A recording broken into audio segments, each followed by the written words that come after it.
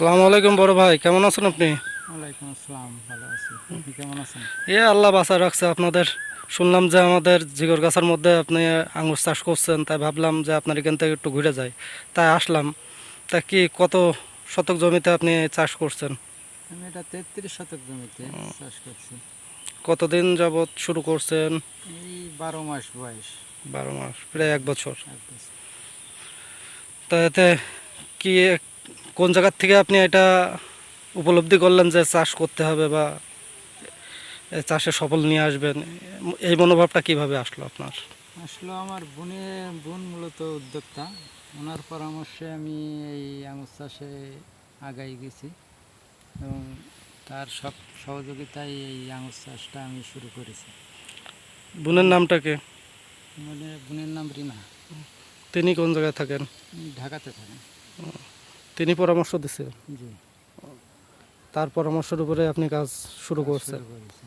তা আঙ্গুর চাষ করে আপনি কেমন মনে হচ্ছে? আপনার ভালো লাগছে না খারাপ লাগছে? না, এটা আল্লাহর যদি একটু। রহমতে প্রথম বছর হিসেবে প্রচুর ফলন হয়েছে। আমি এতে খুব খুশি। আমি যা আশা করছিলাম তার চেয়ে অনেক বেশি ফলন আমি পাইছি।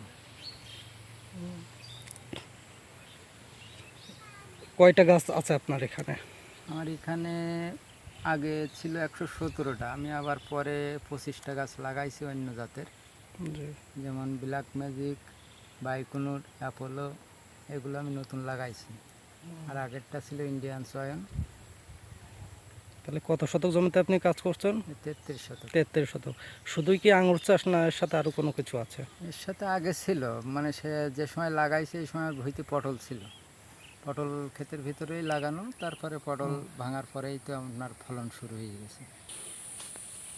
হ্যাঁ, এইখানে আমার পটল ছিল, আঙুরের সাথে পটল ছিল, পটলের পরে আপনি পটলের আঙুর। পরে আমি ক্ষীরা লাগাইছিলাম, ও, মানে এর নিচে। তারপরে আবার ঝাল আছে, সাইডে ড্রাগন দেওয়া আছে সব। হুম। তারপরে বিভিন্ন ধরনের তরি তরকারি এখানে চাষ করে নিয়েছি। তাতে করে তো আপনার আঙুর চাষে কোনো সমস্যা দেখা না দিচ্ছে না, কিনা? তার কোনো সমস্যা দেখা যাচ্ছে না। হুম। তাই এই যে আঙুর চাষ করছেন, আমাদের ঝিগরগাছা উপজেলা প্রশাসনের পক্ষে উপজেলার যে কৃষি অফিসার আছেন, তারা কি আপনার এখানে সহযোগিতা করে কি না হ্যাঁ, কোনো কিছু? পরে ওনাদের কাছ থেকে আমি পরামর্শ নিই। এখানে কি কৃষি অফিসার যিনি, তিনি আসছিলেন না উপসহকারী কৃষি অফিসার তারা আসছে? উপসহকারী কৃষি অফিসার আসছিল, মানে উনি যে আসে রেগুলার। হুম। কৃষি অফিসারও আসার একটা প্রোগ্রাম করছিল, হয়তো সময়ের কারণে আসতে পারেনি। তিনি আসতে চাই কিন্তু আসতে পারেন না, পারেনি। এটা